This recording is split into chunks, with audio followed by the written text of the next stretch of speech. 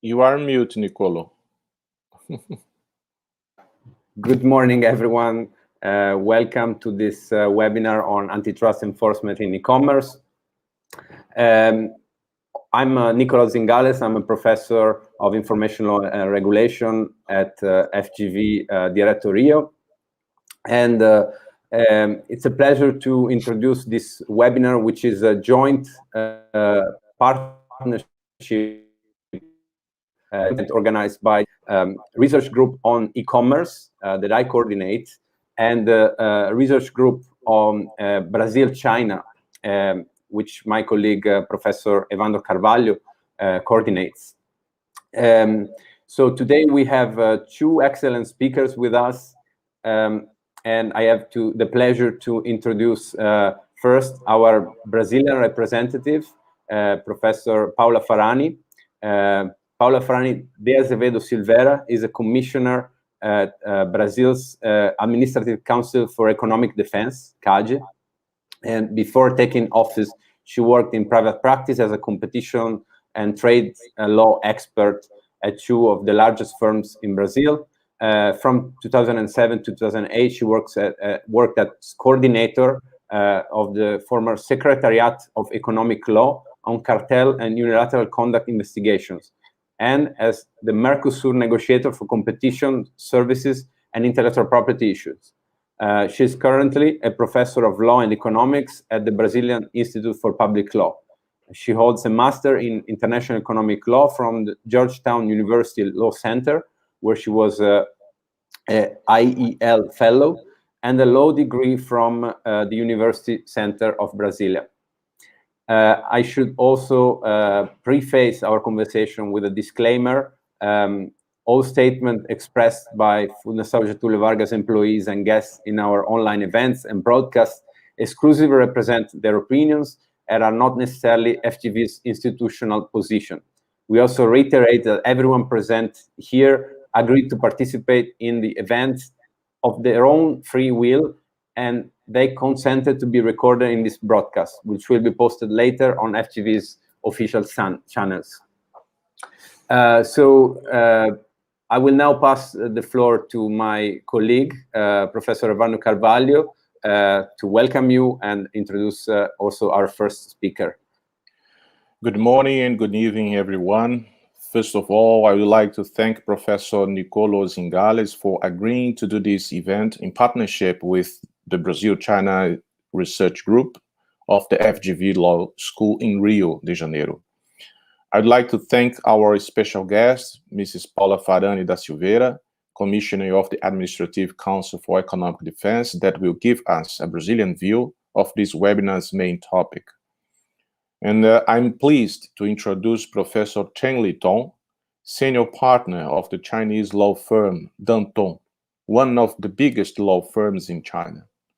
Professor Chen was my professor during my research period at the Shanghai University of Finance and Economics, Faculty of Law, in 2013.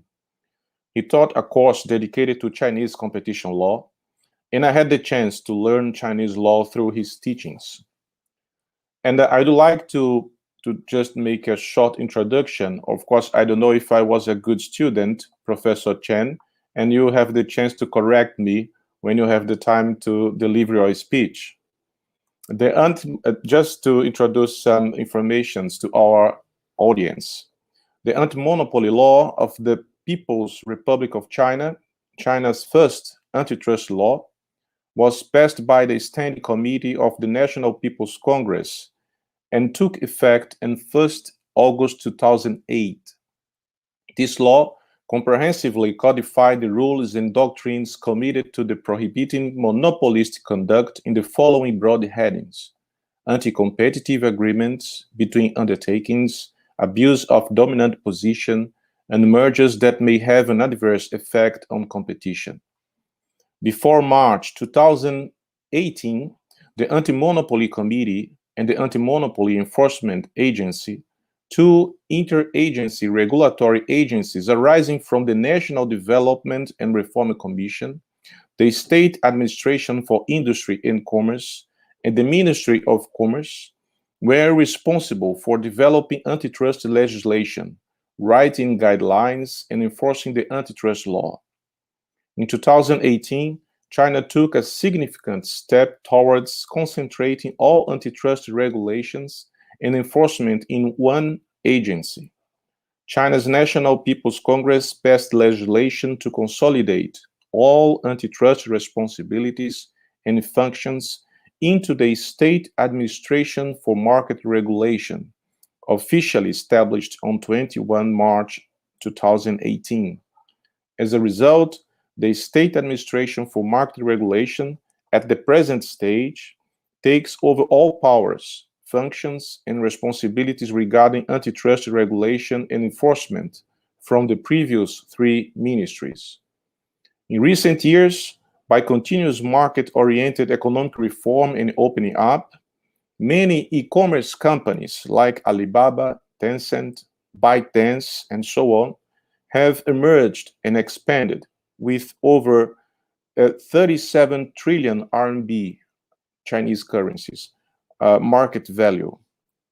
These e-commerce companies that provide convenience to Chinese consumers, innovative business models, and shopping styles by setting up e-commerce platforms through new technologies such as big data and cloud computing. However, the benefits that these e-commerce companies offered come at costs. With the growing size and market share, some e-commerce companies have become the new monopolists to harm consumers' interests and disrupt the market competition. In some cases, some e-commerce companies attempt to manipulate personal data and accordingly impose different prices on the identical product through tracking big data and cloud computing. These are the new challenges for Chinese competition law, and we have a great opportunity here to discuss this matter from a comparative perspective through our two important guests, Professor Chen and Mrs. Dr. Paula. Very welcome to this webinar. So I hand over the floor to Professor Nicolo. Thank you very much, Professor Evandro. So I would like just to add one comment to this excellent introduction. We have seen online purchases already went on the rise before the pandemic, but we have seen over the last year a tremendous, dramatic increase in the number of hours that people spend online. According to the Wall Street Journal, the average time spent online by US citizens, but that is not very far, I would submit, from the numbers that we see, for example, in Brazil, has risen from 12 to 16 hours per day. And we can imagine, the number of transactions that are made and have increasingly grown in online commerce.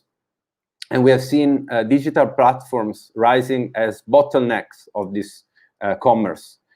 So in this context, a variety of regulators around the world are redefining their approach to deal with the challenges that this digital platform raise, and they're using a mix of antitrust and regulatory approaches. So I think it would be particularly interesting to start this comparative discussion by understanding a little more about the Chinese context, and in particular the case against Alibaba that has recently captured the highlights, the headlines of many journals, because it is understood to be a turning point for the application of antitrust to Chinese companies. So with that said, I would like to now leave the floor to Professor Chen for his presentation. Hi. Good morning. And this is Henry Chen. It's can you hear me clearly? Yes, we can. Very good. It's my pleasure to make a presentation about Chinese anti-monopy law. And as you may know, Chinese anti-monopoly law is similar to some other antitrust law in the world, which prohibits practices on horizontal monopoly agreement, vertical monopoly agreement, abuse of dominant market position, and also some other particular practice in China, abuse of administrative power. Our topic today is focused on digital platform, which is also under the governance of anti-monopoly law. And for the particularity of a digital platform, Chinese government, State Council, Anti-Monopoly Committee issued a anti-monopoly guidelines on digital platform economy. This guideline doesn't change basic concepts on anti-monopoly law, right? However, there are some other terminology we should pay attention to. For example, platform, right? Or you can call it internet platform or digital platform. As you may see from the terminology, this is a so-called platform operated on the internet. And also there's another terminology which is called digital platform operator or platform operator, which means a operator operates a platform for sellers and buyers in the market. For the sellers and buyers on the platform, they are intra-platform operators, right? Those are sellers and buyers on the platform. For the anti-competitive practices on the platform, certainly some basic concepts on the relevant commodity market, the relevant geographic market, and definition of dominant market position could be a little bit could be a little bit different from those in traditional economy. Certainly, there should be they could be, and they are some other extra things to consider in the context of the internet. For example, on the concept of horizontal monopoly agreement, the basic definition or idea is not dissimilar to that under the traditional economy. Yeah, for horizontal monopoly agreement or price cartel under the US law, for example, on a horizontal monopoly agreement is the agreement formed by competitors in relation to fixing price, segregation of market, limitation of output or sales, or limitation on development of technology or something else, right? However, it's a little bit different to take into consider some other factors in relation to horizontal monopoly agreement under the digital platform. The difference is that the way or the methodology to form a horizontal monopoly agreement is not by kind of a black letter contract or agreements or some oral agreements between competitors. The horizontal monopoly agreement could be formed automatically by computer themselves, by some algorithm of preset by by software programmers, right? And also there could be some other technological methodology, which you and me may not understand as a kind of a layman for the internet. However, you can see that the way to form a horizontal monopoly agreement could be smarter, could be more difficult to understand. Yeah. Also for the vertical monopoly agreement, right? As you may see, right? I used to work in Ford Motor Company as its Asia Pacific compliance director.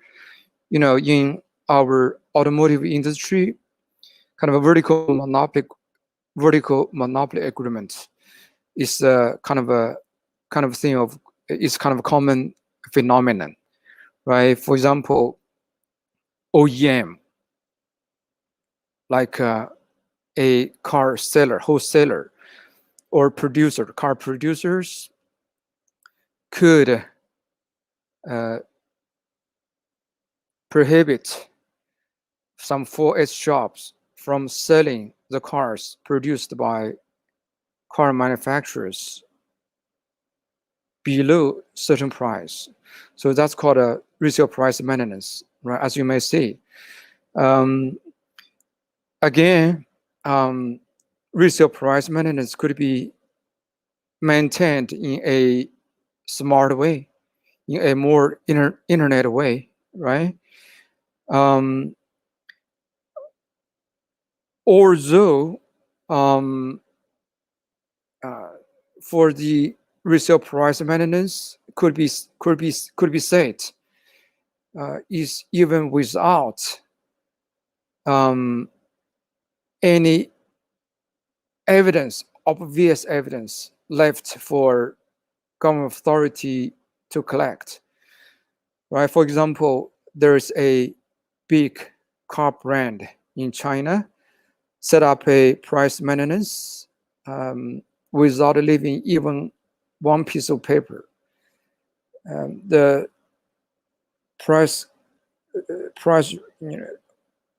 resale price maintenance was maintained without even one page of black lettered agreement or some kind of a meeting minutes. Those kind of resale price maintenance was maintained just orally.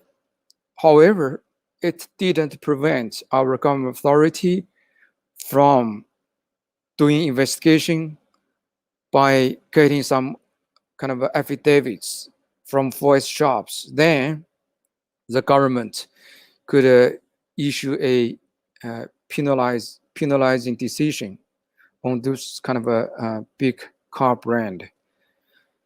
Certainly, abuse of dominant market position is kind of a very interesting point to consider for the kind of a digital platform. As you may know, Alibaba was penalized under Chinese law with a huge fine, as much as 118 billion RMB, which is about 2.6 billion US dollars. One of the reasons is that Alibaba, as a dominant market position player in the digital resale market,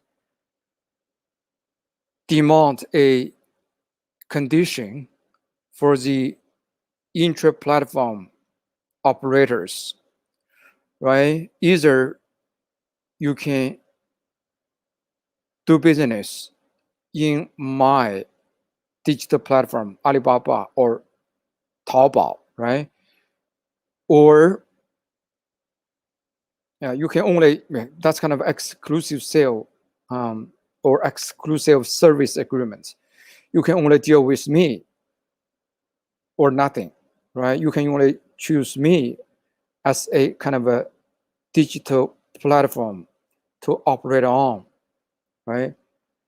If you operate on a competing digital platform, then you will not be able to provide service on my platform. Those kind of exclusive dealing agreements is reviewed as kind of abuse of dominant market position.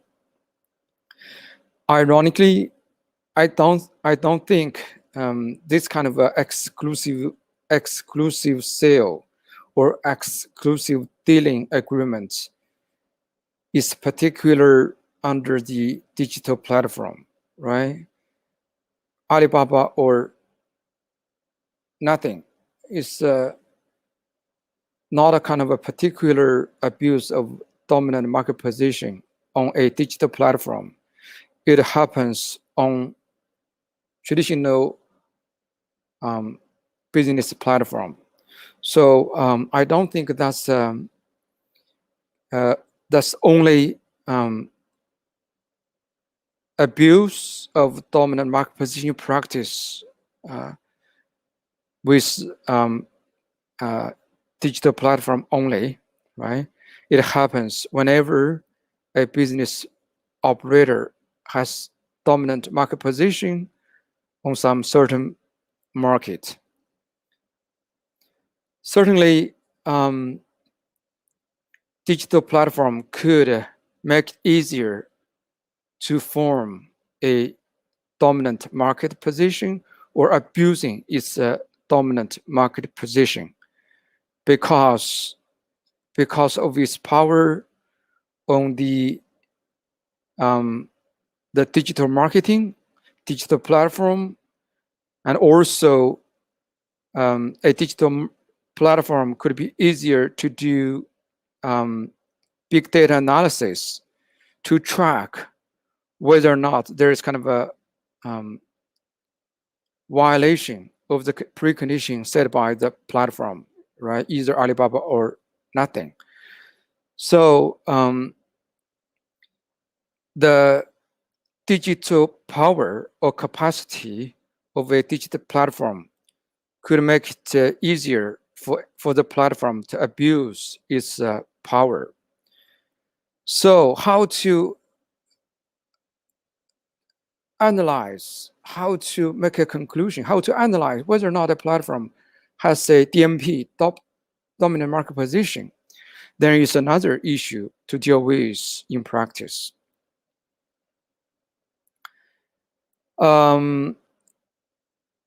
In nowadays, Chinese government is considering to amend Chinese anti-monopoly law, right? You can imagine the punishment could be more severe than before, and it's remained to be seen whether or not there could be a criminal liability prescribed for some kind of a hardcore anti-competitive practice like price cartel. That would be a good news for our lawyers, right? Bad news for in-house lawyers. It's remained to see whether or not there will be a criminal liability to impose. However, we can foresee that the guidelines on the digital market, on the anti-competitive practices for digital market players, those kind of concepts, those kind of ideas to do investigation, to supervise those kind of anti-competitive practices, and to enforce law, those kind of concepts will be incorporated into the new law and the implementation rules for the new law. I think that's more or less of what I want to present for the first 45 minutes. Thank you very much. Thank you, Professor Chen. So you provided us with a good list of topics to be further explored. This is indeed a series of issues on which some discussion might concern whether the current traditional antitrust rules are sufficient to deal with the challenges. And I hope that that's something that we can investigate in a little bit more detail during the discussion. I remind also the participants that they can send questions. There is a link in the YouTube channel for Slido. We could and see that the most highly voted questions, and we will in turn direct them to the speakers after their presentations. So now, with that said, I will pass the floor to Professor Farani to present her views about antitrust in e-commerce from a Brazilian perspective. Thank you very much for your presentation. Thank you, Nicolo. Thank you, Professor Chen, for those remarks on the status in China right now. In Brazil, well, first of all, let me say that it's a pleasure to be on this panel. I've had the opportunity to discuss with Nicolo in the past some of the advances in Brazil and how we are dealing with traditional antitrust and how to apply traditional antitrust to digital markets. And this is a very challenging subject because I think that the discussion is reaching a point where not only in Brazil, but worldwide, we are reaching consensus that traditional antitrust is not sufficient to deal with all of the specificities of the digital market and e-commerce specifically. And the application, I would say, the application of traditional antitrust to digital markets and to e-commerce could lead to regulatory failure. And so I want to start off with a simple thought experiment that I've talked about in the past that I think illustrates this for those that are not as familiar with some of the specificities of digital markets. So I want to think about, let's step away from the digital economy. Let's think about a supermarket. So imagine for a moment a large supermarket chain. Now imagine that antitrust enforcers say that in this supermarket chain, this supermarket no longer has the right to carry, they no longer have the right to determine their mix of products. They are now being ordered to carry a rival supermarket's private label products, okay? So this is essentially, in antitrust terms, a duty to deal case. And as an enforcer, the first two questions that you would ask are, is this supermarket chain, does this have do they have a dominant position? And is this chain an essential facility? Because those are the only two circumstances under which you would have a duty to deal with your competitors. So why is it that when we think about traditional markets, we ask those two questions? What is the underlying factor? The underlying factor is that we assume that this supermarket is inside of a free market, right? Where the owner of the market is the consumer, and that the best product, the best supermarket will be judged based on consumer choice. So if we take this supermarket thought experiment and we place it in the digital sphere, why isn't it as simple? So why do we tell Google in a Google shopping case, why is it even a question whether Google Shopping has to carry rival products in their Google Shopping carousel? Why is this an issue? First of all, does Google have a dominant position? Let's say yes. Is Google an essential facility? I don't think any antitrust enforcer in the world has said today that it is, so let's assume it isn't. So why is there a duty to deal? Why is this an issue? And I think the underlying, at least in my view, the underlying assumption that we have in traditional markets is that these companies are operating in a free market is not present in the digital economy. We are not operating in a free market. We're operating, to use Professor Chen's words, inside of a digital platform operator. So this is inside an ecosystem that was designed by an architect. So once you're operating not within a market that is governed by the laws of supply and demand, but when you're operating within a closed ecosystem that has specific rules and was designed by an architect, then you can be certain that the house is always going to win, right? So how apply that traditional antitrust that has certain assumptions that you are operating within a free market, that you're operating within a capitalist, mostly capitalistic society. How do you deal with closed ecosystems? And how do you translate certain terms such as essential facility? Does the term essential facility even make sense within a digital sphere? Should the essential facility bar be so high in the digital sphere as it is in the traditional markets? I think these are all questions that are starting to require answers from antitrust enforcers, and the application of traditional antitrust may not be sufficient. So what we're seeing in Brazil is, once again, some of the problems that we've always had, such as information asymmetry and lack of certain data and lack of enforcement tools. But it's more than that.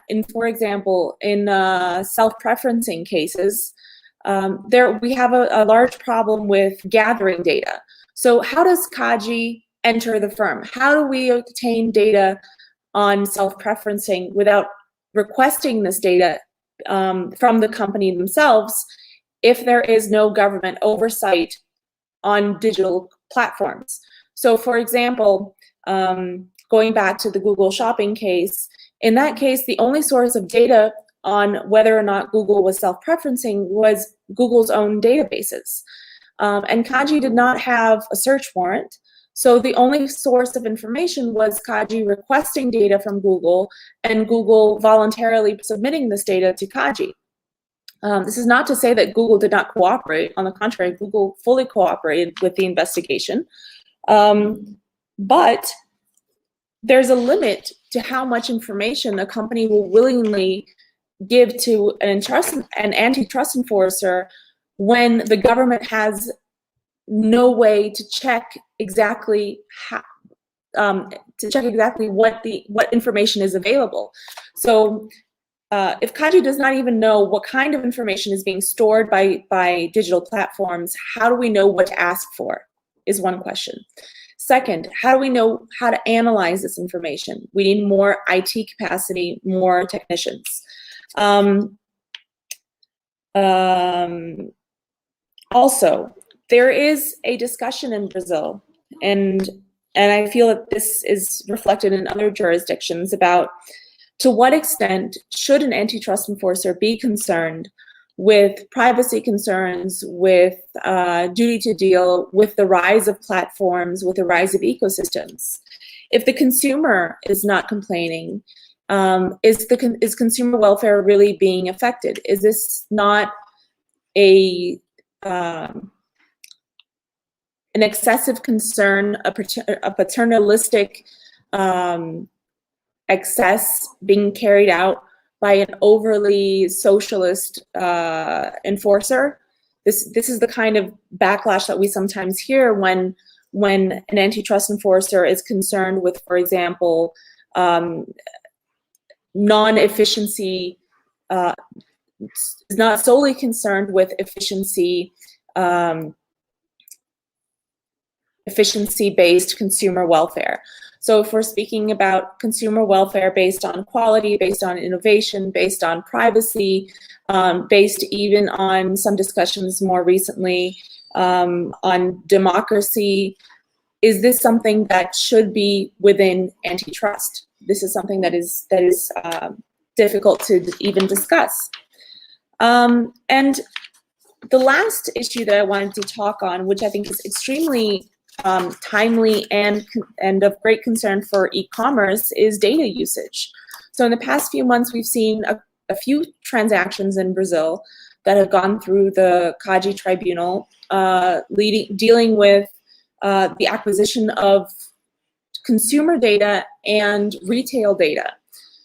They have all been approved without remedies for different reasons. Some of them because there was no dominant position on the part of the acquirer. Others because the data was retrospective and historical. But essentially the question is, how do we value data? What type of data is important? What type of data is important? What granularity in data is relevant? What timeline is important? And how do you quantify the market share that will be, or better yet, the market power that will come from this data accumulation? Merger analysis, as you all know, is prospective. And if we do a traditional merger analysis in a case, you may look at the market shares and say, this is not this market. This merger is not relevant. It will not add to a dominant position, and a leveraging theory here is improbable. However, we don't know how much the data is going to add to the leveraging. And I think a good example of this is the Facebook WhatsApp case, where there was no horizontal overlap, there was no overlap in revenues, but the data was so great that it added to market power, and leveraging was possible given the amount of information that was going to be had due to the merger. Of course, we know this now, we didn't know this then, but how we need to be able to quantify and not only quantify, but analyze the quality of the data that is being acquired in order to understand what type of market power this data will eventually give the acquirer, and be able to translate whether or not this is relevant for merger analysis. Nicolo, I would stop here, and am happy to answer any questions that we've received from the audience. Thank you. Thank you very much, Paula. This is yet again another great list of issues that deserve some intense discussion today, not only by us, but policymakers and legislators and antitrust enforcers. And in fact, this is where I think we should start probably our conversation in terms of do digital platforms have some specificities that in themselves warrant special treatment. So Paula just discussed that, yes, this is a reckoning point for regulators all around the world, that traditional antitrust rules are not adequate to deal with some of these challenges. But I think we need to start a discussion from understanding what is a digital platform. And another word that was used in this presentation was the one of ecosystems. So the fact that these players do not operate just in narrow product markets, but they compete among themselves by building a whole set of products and services that they offer.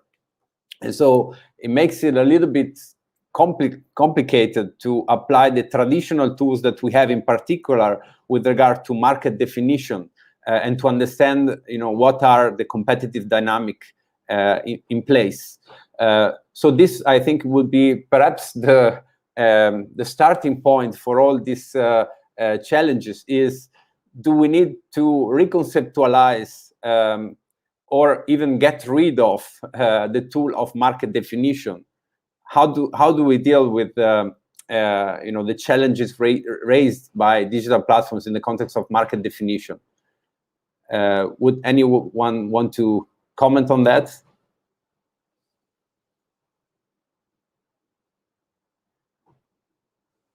Well, I don't think we should get rid of the definition on real markets. For example, let's take example of Alibaba. There is a kind of a definition of commodity market on Alibaba, which is kind of a digital resale market. And as you don't have to do economic analysis, certainly.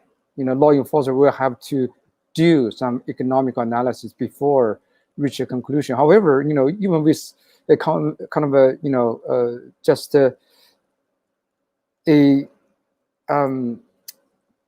as we can see as kind of a common sense, you may see, Alibaba has dominant market position, and on digital resale commodity market. So I have to say, probably we don't have to get rid of the definition on at least the relevant commodity market.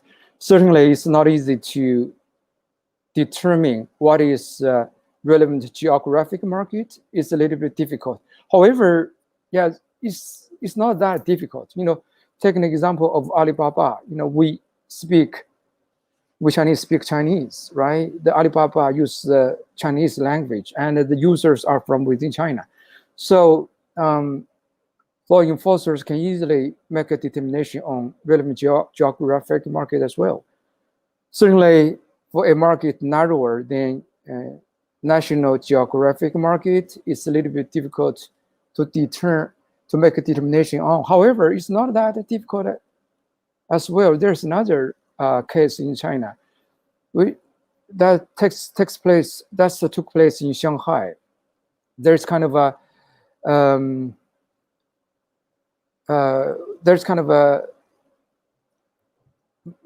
there's a service provider on, what can I say that? If you're home, you want to eat something, you can call the platform you can book your dishes. Then there will be person sending those kind of dishes to you. That's the kind of a platform, or food ordering platform.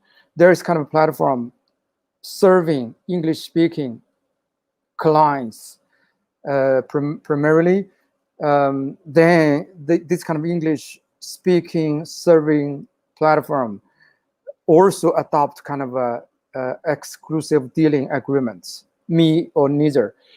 Then the platform was punished. From the law enforcer, it's not that difficult to determine the relevant commodity market and also geographic market, because that kind of services is within Shanghai. So for determination of geographic market, it's not that difficult to determine either. So that's my first response. Okay, thank you very much. I just want to comment on that you say that with common sense and probably a good amount of efforts and resources, the market definition can be done. I just want to mention that yesterday in the United States, a complaint filed by the Attorney Generals and the Federal Trade Commission against Facebook for monopolization was dismissed precisely because the court did not agree that a dominant position was established. So there we have a case that certainly will provoke thoughts and discussion about whether we need to do something, because I guess many recognize that Facebook has significant power in the social media market, but still the court did not find that to be proven with sufficient evidence, at least at the preliminary ruling stage. So I think this is indeed something that we broadly would agree, but there are a lot of complexity and nuances when it comes to the specific application, in court and before competition authorities regarding, how this dominant position can be established. We have seen in the reform of antitrust law around the world, the increased focus on elements that are not typically used in market definition, or that are not at least central in the guidelines regarding how market definition should be made. For example, the access to consumer data, or the ability to orchestrate an ecosystem of players gravitating around the platform. So in particular, the German new Competition Act has identified new criteria that should be used for market definition regarding what they call players of. So I think this is indeed something on which we all need to do some work on. Paula, you want to comment on that? Yeah, no, I think my comment would be that we shouldn't get rid of narrow product market definition. I think that's still important, but we need to be conscious of the fact that competition doesn't only happen in the product market. It also happens in complementary markets and in the ecosystem as a whole. That's why we're seeing this trend of conglomerate mergers. At least, I don't know if this is a trend in the US and the EU, but in Brazil, this is a huge trend. We're seeing a lot of conglomerate mergers emerging. And what we need to start doing from a competition authority point of view, and I think this is something that CADE still does very timidly, is study how conglomerate mergers affect the economy. How do the network effects of complementary markets feed the other markets, and how do they feed and reinforce each other, or do they cancel each other out? And try to understand also how sometimes something that I find curious and that a lot of times companies come to us and ask us to look at is that sometimes we as a competition authority will say this is not this merger is not relevant in competition. It's not going to affect the market, but the company valuation is jumping something like 10, 15 times because of the merger. Evidently, there's something that's not. The market is seeing something that competition authority is not seeing. Obviously, this could be something that is not competition related, but a lot of the times I feel like the competition authority is not even looking at this, and we should be looking at it to at least see if this is competitively relevant. Absolutely. Yeah, I think that there is also, promising the avenue for research, which is looking at the financial reports of the companies and trying to understand what they perceive as their competitors in different markets. I think this is increasingly something that is considered by authorities. And in addition to that, something that CADE is particularly strong on is the application of screening tools to understand whether there are some patterns that suggest collusion, including it can be collusion between algorithms. So CADE has a whole department that deals with this screening. Is the BRAIN project. Yeah. I think it connects well to what Professor Chen was suggesting earlier about the possible rise of algorithmic collusion.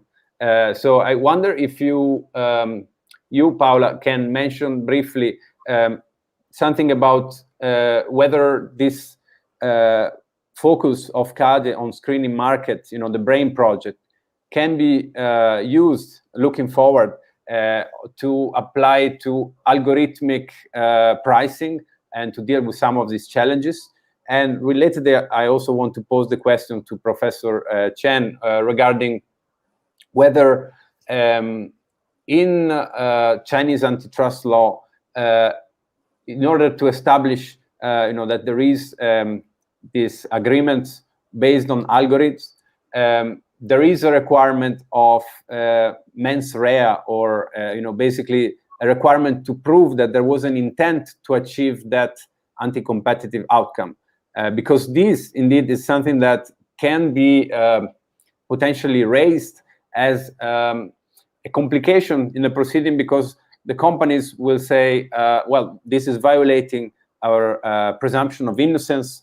You have to prove that actually we intended to set a price. And since you mentioned that some of the new rules that China is introducing or envisaging to introduce might also apply criminal sanctions, I think this is bound to arise as an issue. So I wonder if you can comment on those points. Maybe we start with Paula, since I first made the question to her. Sure. Yeah, well, I can, for two reasons, I can't speak a lot about the BRAIN project. First of all, because it's confidential, and second, because it's so confidential that we actually won't tell the members of the tribunal about it. So I know very little about the BRAIN project, but I do know that, yes, researching algorithms and screening tools on whether or not there is algorithmic collusion in the economy is one of the projects that are currently being worked on. I can't say for sure the stage of evolution that we're at, but I know that this is one of the projects that is currently being a priority at the superintendents and at the BRAIN project, because the idea behind the BRAIN project is also to be proactive. So if we're talking about algorithmic collusion, and assuming algorithmic collusion that you don't have the participation of actual human beings between, then the figure of the whistleblower starts becoming a little bit more irrelevant, right? So how do we intervene? How do we, as authority, become more proactive? Well, we have to start looking at how these algorithms are behaving and seeing whether they're behaving according to what you would expect, given all that we know about algorithms and competition in AI. And if they're not behaving as we would expect, then you start working on our own algorithms to see how they're deviating. And if how they're deviating signals that they are actually communicating with each other or feeding off of each other, then we have a problem, and then we act. So I know that this is a priority. I know that this is being worked on, but since it's very confidential, I mean, I don't even have information on it, so I couldn't tell you even if I wanted to. Sure, thank you. Let me just add a clarification on that. So I know that there was a decision actually by CADE on the algorithmic pricing of the Uber drivers. This is indeed one issue where I wonder, if again there would be a potential conflict with the presumption of innocence if antitrust law were to apply to, for instance, Uber, condemning the algorithm that it uses to fluctuate the prices as a beginning of a hub-and-spoke cartel, or if the drivers were condemned for making use of the algorithm to set uniform prices. Is the application of antitrust law to these circumstances potentially raising issues of intent, whether there was actually evidence of these entities really wanting to achieve a collusion or not? I don't know if I know the answer to your question, but I think that one discussion that I've heard quite often is platforms like Uber, are they facilitators, or are they going to start becoming hub and spoke cartels? So are they the new hub and spoke? Are they and how do they as companies make sure that they are being compliant with the antitrust law and avoid that kind of discussion. So how much of their algorithm or how much pricing pricing responsibility is going to be given to the driver, for example, and how much pricing responsibility is going to be retained by Uber in order to avoid any type of compliance issue, because I'm sure that it's not the company's intent to be a hub and spoke and to increase the price, because otherwise they lose on volume and it's not as profitable for their business model. So it doesn't really make a lot of sense for a company like Uber to be doing this. But you can think about this if you take Uber out of the equation, but if you think about a smaller market and another service where companies would normally not be able to organize, and they can form a sort of platform in order to organize themselves, then you would have a classic hub and spoke, only disguised as a platform and an app. So that's the perfect disguise. So a lot of companies are now thinking about and coming to CADE and saying, you know, we need more information on how to be compliant and avoid a hub and spoke discussion.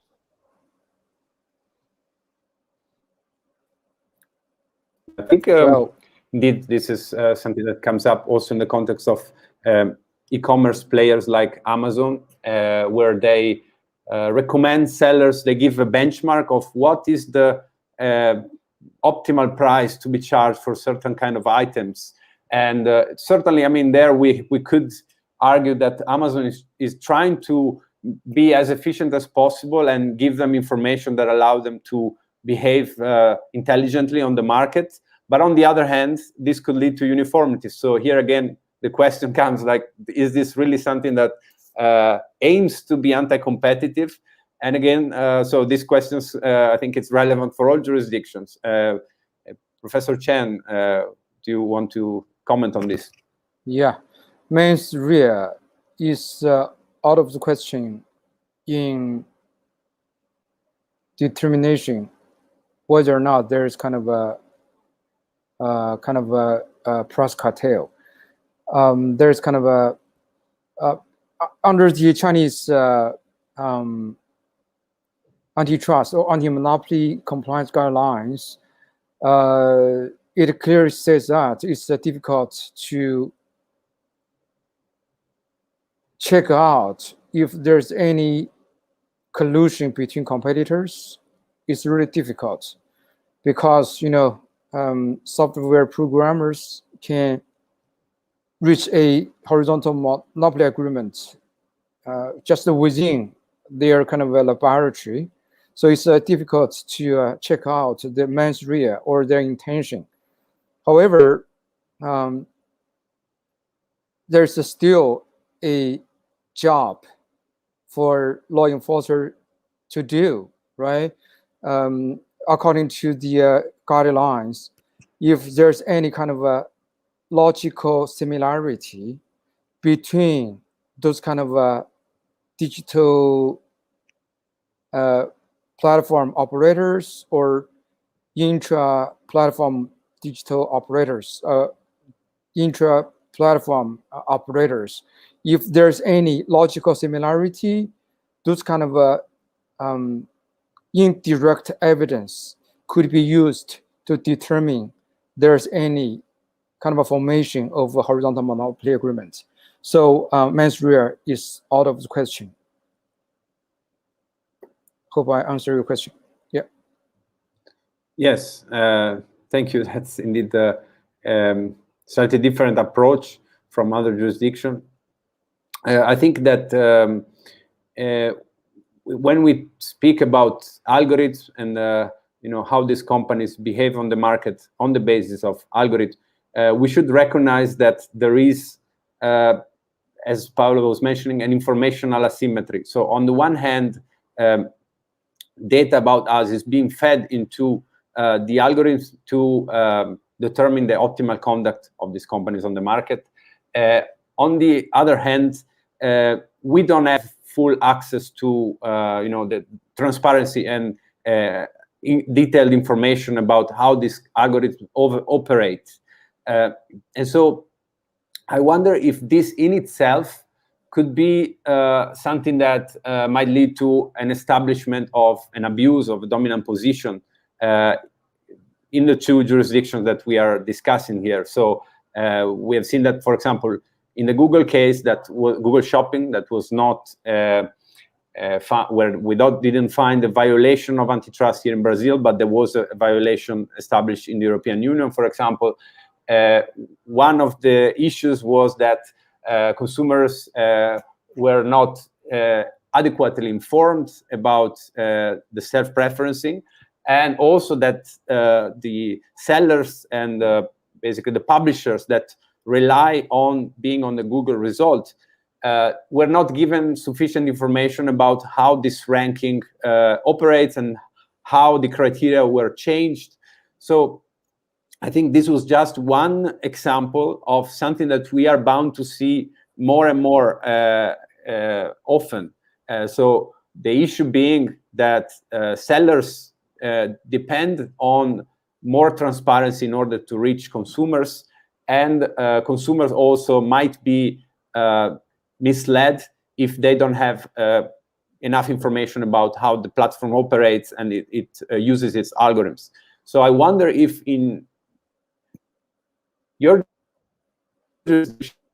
a basis for finding that the lack of transparency is potentially an abuse of a dominant position, and under what circumstances that would be the case. I wonder if maybe Professor Chen wants to take this first now. Yes. Well, I want to clarify what I just mentioned on the mens rea. I don't probably. What I want to say is mens rea might not be a right terminology for the scenario. Actually, under the guidelines, kind of a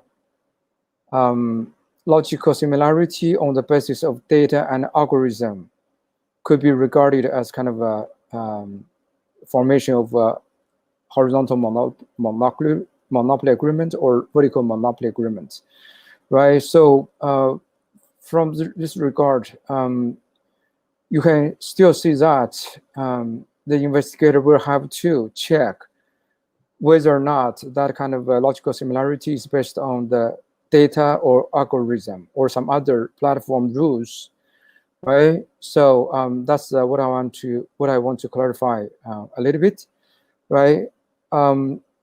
As to what you just mentioned about non-transparency of the platform, whether or not that could be regarded as a kind of abuse of DMP dominant market position, probably the answer is yes. However, we have to take into account some other factors, right? What's the purpose of the non-transparency? Whether or not that's kind of a really there are some other damages of the interest rights of the consumers or some other business operators in the platform. So it's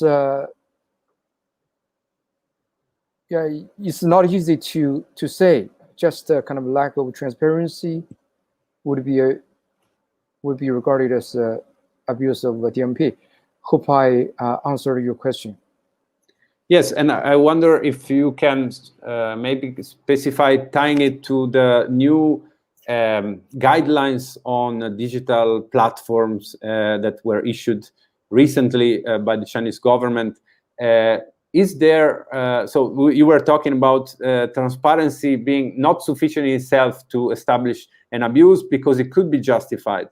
So I wonder if, for example, in these new rules that the Chinese government is introducing, there is place for justifications, like, for instance, we need not to give full transparency because otherwise spammers would dominate the search results, and so some security or efficiency justifications. Are these part of the new package of rules that are going to be introduced by the Chinese government? Well, it's not a matter of law. I think it's a matter of facts, right? So there could be a lot of factors to consider before there's kind of a determination on lack of transparency being regarded as abuse of DMP.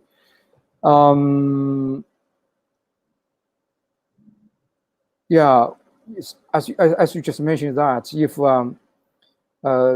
transparency is a matter of fact, and if I want to be certainly for some certain aspects, you should be really transparent, like you know, your privacy policy, right? You have to really be very clear, you know, how to collect data, how to use the data, and how to deal with those kind of sensitive data. For those kind of things, you should be really transparent. But there could be some other justification for not being so transparent. But however, I could not elaborate well on every possible scenario. So I feel it's a difficult question for me to answer, at least so far. Yeah. Yeah. Perfect. Yes. Yeah. So now turning to Paula, I wonder if, you know, this can be connected to the other point that you made earlier with regard to the fact that CADE did not have oversight over well, it didn't have a warrant, and so this was one of the challenges. So we can think about two types of transparency. One is transparency towards, you know, the customers and the public, and the other one is transparency to the enforcers, to regulators. So maybe one can compensate the other. You know, I wonder if the solutions to the lack of transparency maybe is not in providing a wealth of information to consumers, but actually ensuring that the regulators can monitor, oversee how the information is being used, and you know, possibly intervene if there are issues that are arising. Yeah, I think that could be a solution. But I think that's a solution that in Brazil would require legislative change.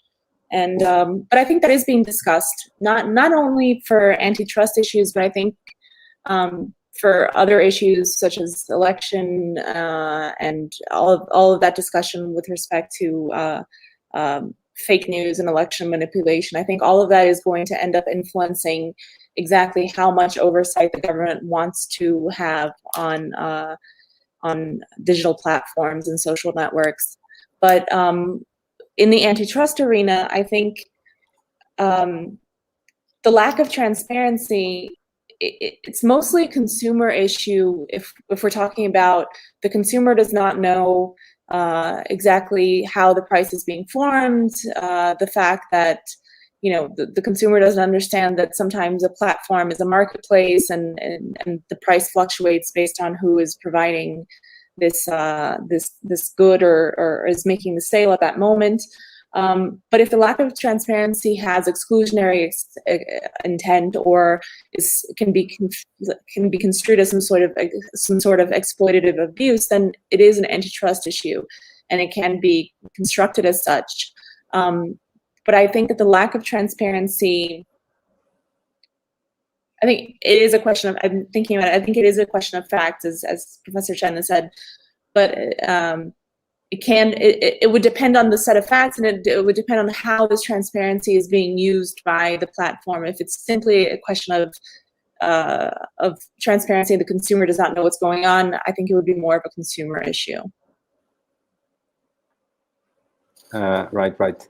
And in this regard, we have, you know, in the interaction with the consumer protection law, we have some leadership from the Brazilian authorities, just shown, I think it was approximately 1 month ago, when there was a joint statement adopted by the consumer protection authorities, the data protection authority, CADE, and the public ministry, basically issuing a warning against WhatsApp for the privacy policy changes and possible issues that arise at the intersection of these three different disciplines, so competition, data protection, and consumer protection law.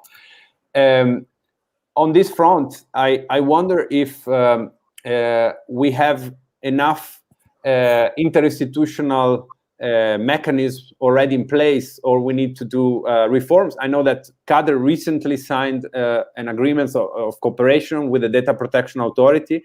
I think it also has an agreement of cooperation with the Consumer Protection Authority.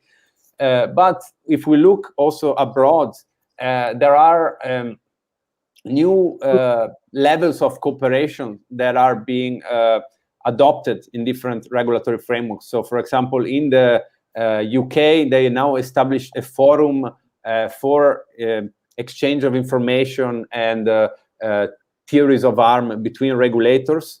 Similar at the European Union, they have something called the Digital Clearing House that allows these regulators to talk to each other and understand how to better enforce their laws in this space. But the question is actually whether these regulators can exchange information about specific cases. Here, I'm going back again to the issue of basically due process in investigations. So you might have one authority from competition law looking at the case and finding that there is a possible consumer protection issue or data protection issue, but they might be prevented from transferring the file to another authority because, well, there are different type of procedures applies. Typically, the competition proceedings are the stricter, and those that are perceived as closer to criminal enforcement. So probably the issue will be more coming from the Consumer Protection, Data Protection Authority transferring to competition law. But I wonder if in this space there's something more that we need to do to facilitate smooth cooperation between the authorities. So I guess again we can probably start with Paula, since we originated the discussion from the Brazilian case, and then see if Ari wants to add anything. Sure. No, I think we have the institutional mechanisms in place. We have had a lot of exchange of information between CADE and the Consumer Protection Agency, and vice versa. We've had a lot of exchange of information between CADE and the Public Prosecutor's Office as well, since maybe 2008 or earlier even, because all of this originated, this cooperation originated with the first leniency agreements in Brazil that started with cooperation always between CADE and the Public Prosecutor's Office. But I would say that I don't think that we need additional mechanisms for sharing information. The information sharing has been ongoing. A lot of it may not be seen publicly, but I can assure you that it is being carried out. The current heads of the Consumer Protection Secretariat is Juliana Domingues. She's very active, and she's also very well known within the antitrust community, and has a lot of dialogue with CADE. So I think that there is a lot of interinstitutional conversation, and we have the mechanisms in place. I don't think anything further is needed. But if there is, I mean, if anyone believes that there is, CADE is always open to suggestions. Thank you. That's great to know. Professor Chen? Well, I think, yeah, there should be a coordination among the government authorities. However, we may still see there are some signals indicating cooperation is not robust as it should be. It's always a difficult issue for government authority to deal with. that's the way government operates itself. So not too many comments to make. Okay. Yeah. No, well, I would simply add that there might be situations where you can perfectly conclude a case without consulting another authority. So that's perhaps the opposite issue of what I was mentioning earlier, not the fact that you transfer to another authority, but you might want to take a decision that has a lot of data issues involved as a competition authority without consulting the data protection authority. And this, I think, could be a problem if you misinterpret the provisions of data protection law in doing your antitrust decision. So to that extent, perhaps as they are doing in the United Kingdom, they're suggesting that there should be a duty to consult each other, which goes beyond, the simple exchange of information, but it's even prior to a case being decided, even if it doesn't have issues that are of jurisdiction of the other authority, you consult them to make sure that your parts of the decision that deal with that are consistent with their position. But thank you for taking both the questions. I want to also maybe give the floor to one of the questions, so to air one of the questions that were made in Slido. So this one is about ecosystems, and it's for Professor Farani. So it is about the fact that there have been a lot of mergers, as you discussed in your presentation, and well, this participant, which is anonymous, asks what are, or perhaps what should be, the theories that CADE will pursue when scrutinizing mergers in ecosystems such as the deals of Magalu, which is indeed one of the big players on e-commerce that have done a lot of acquisitions, particularly a lot of acquisitions that build their presence in different segments of the market. So I wonder if Paula wants to take that, give a quick answer on that. Sure. I think the main theories of harm are, the same for all conglomerate mergers. I would just stress in when thinking about e-commerce and large retailers such as Magalu and others, I guess what I would stress here is there data being acquired? If there is data, how does this data hurt or hinder competitors or the actual company that is doing the acquiring?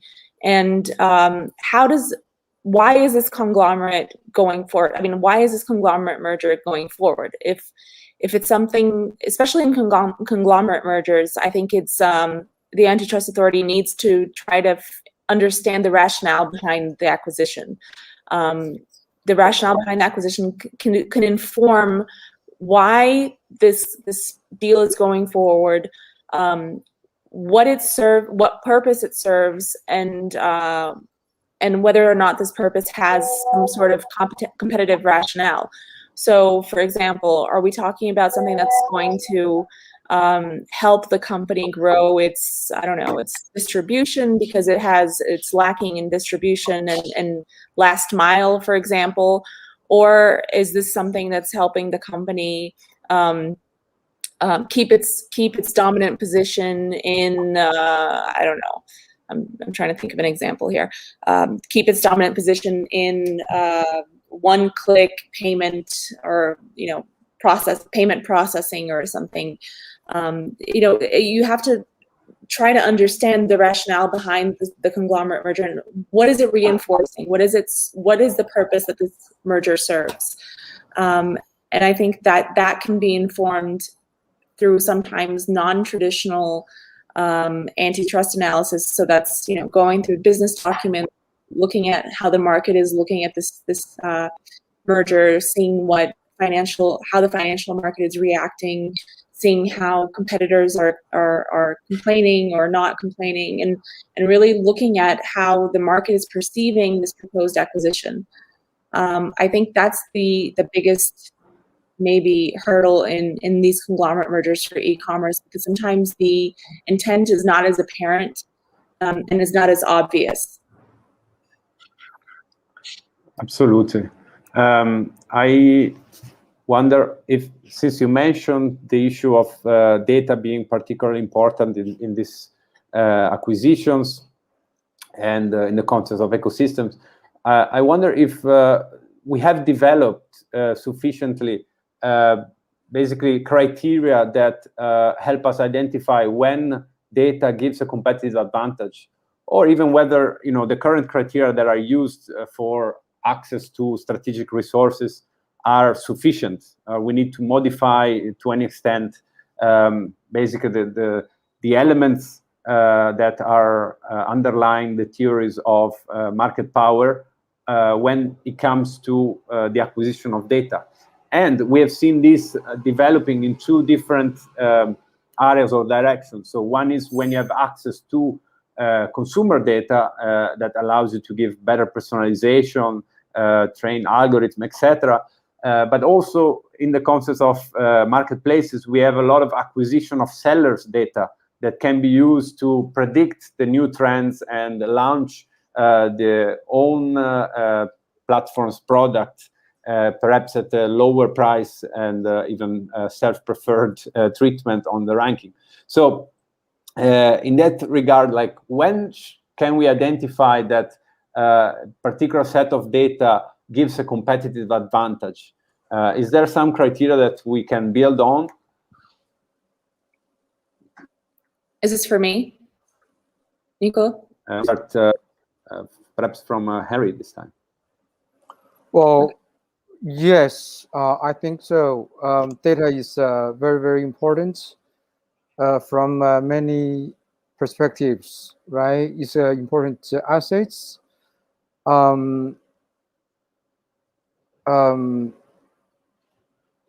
As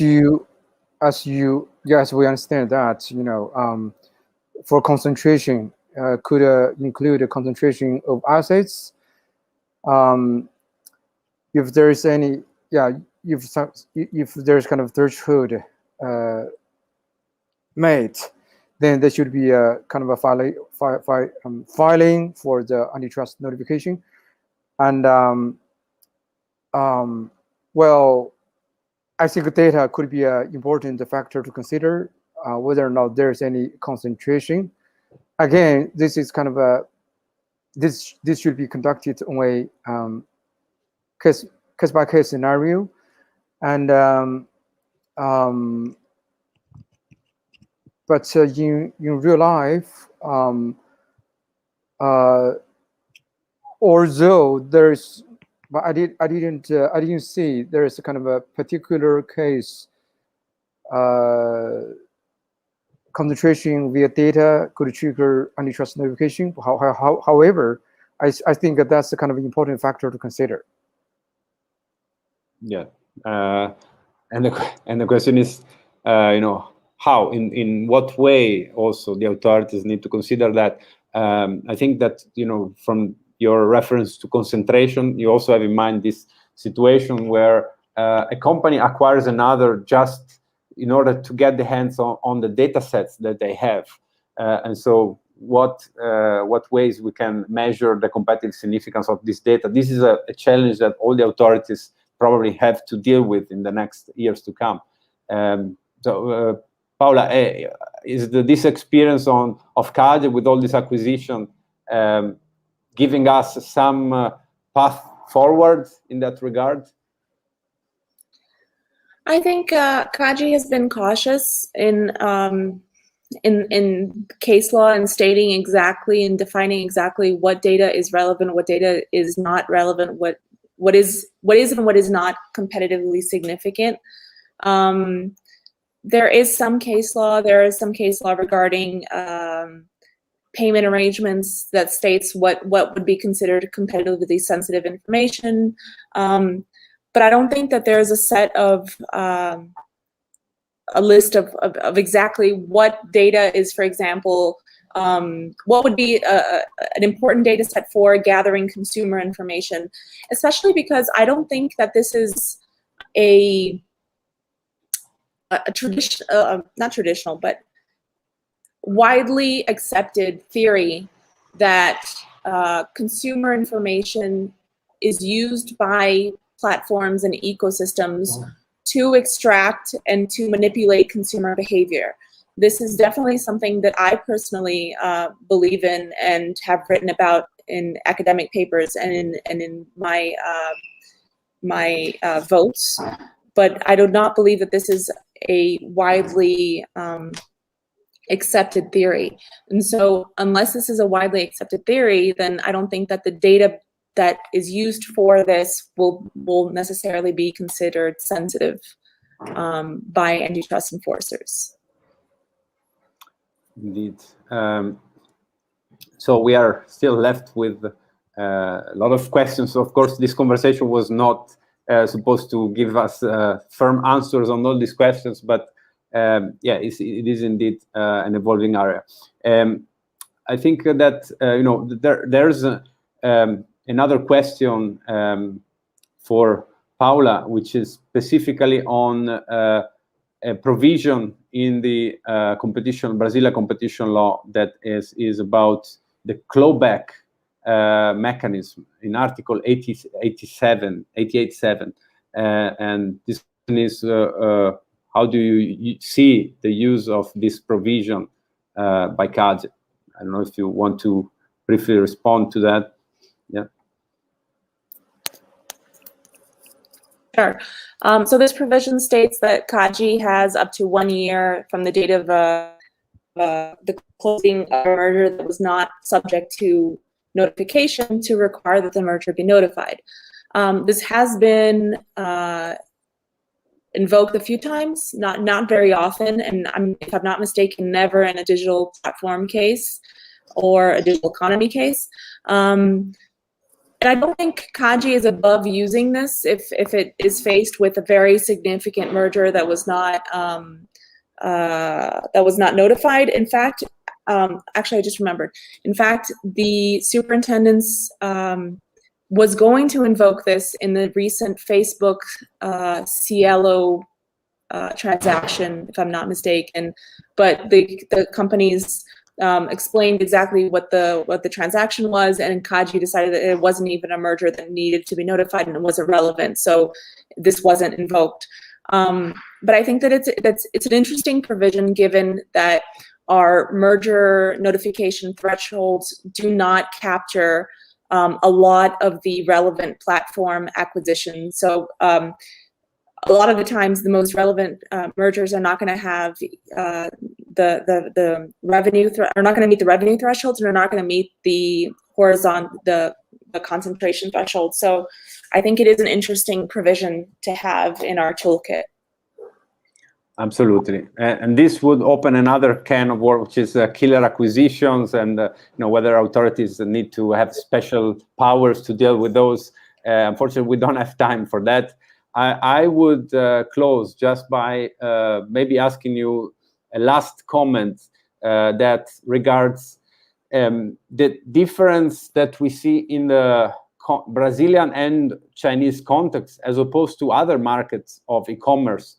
We see a lot of local players that do not necessarily effectively compete in other markets against the big dominant companies like Amazon, eBay, the Shopify, etc. So my question is whether this is a good sign of a flourishing market of e-commerce that our policy can, to some extent, encourage and promote, or this is just a temporary situation in which we are before the big tech enters, the Chinese and the Brazilian market, and we have a uniform, market that tends to gravitate around these players globally. So basically, the question is, what should particular competition enforcers do to stimulate the local market, or is this a task even that competition enforcers should have an eye to? So I guess we can start with Henry, and with that you can make your final statement, Henry, and then we close. And then we move to Paula, of course. Yes. There are a lot of difficulties to deal with. Certainly, digital market and economy make life easier in some way. However, some rights of human being could be abused as well, right? Although you could trade for some benefits by losing some convenience, by some kind of a basic rights like privacy. However, it's a tendency of big animals in the market to get more by take advantage of those kind of innocence of general human being, because we are disadvantaged in technology, in sophistication, in the capacity, in the power. So I would say we would hope or wish government authority could take initiative to balance well between benefits and the disbenefits, or some kind of trade well between benefits and the sacrifice. It's a kind of a job and responsibility of government, because a human being like you and me could not battle with those kind of big animals in the market. And however, we can see some government may not be that conscientiously doing their job well. Sometimes it could happen. Government authority could collaborate with some kind of a big business players in the market, big sharks in the market, to benefit themselves, not the people. Then that would be tragedy for the society. In short, government should do more protection of people, and balance well between big sharks in the market and the normal people. That's what I want to say. Thank you, Professor Chen. So now the floor to you, Paula, for concluding remark. Thank you. I think the fact that global incumbents are not dominant in Brazil is more a reflection of the idiosyncrasies of the Brazilian market and our lack of integration in the global market than anything else. Antitrust enforcers need to be mindful of the fact that the incumbents are not here yet, and the global incumbents are not dominant yet in Brazil, but that they are not here yet, and that they certainly are looking at the Brazilian market because it is a growing market and it is a strong consumer market. And as antitrust authorities, what we need to be mindful of is to make sure that the competitive field is level, and that if these incumbents want to enter, that they can enter, but that they will be able to compete, and this local players will also be able to compete, and the fact that and that we need to strive to protect competition, and at the end, if it's going to be a local player or a global player who's going to be the dominant player, and I don't think that's necessarily relevant. What's relevant is that we don't have, strong barriers to entry, and that competition is viable. I think that's the main takeaway. Thank you very much. So we all hope there will be a thriving ecosystem in e-commerce in Brazil as in China, and that the people are protected, that not only from an economic standpoint, I think, but we also need to protect in a way diversity and autonomy online when people make shopping. Anyway, as you see, we just had a series of questions discussed that are kind of the tip of the iceberg. There is much more, and indeed this is something that at the research group on e-commerce we will conduct over the coming years. So hopefully we'll see you for more events on this soon. And I want to remind also the participants that they can get a certificate from this event. Just get in touch with the organizer. And I want to thank again these fantastic panelists for taking part in the discussion and being open about being attacked with all sorts of questions by myself and the public. And we look forward to continuing the conversation. Thank you very much, everyone. Thank you. Thank you. Thank you. Thank you. Goodbye. Bye. Bye-bye.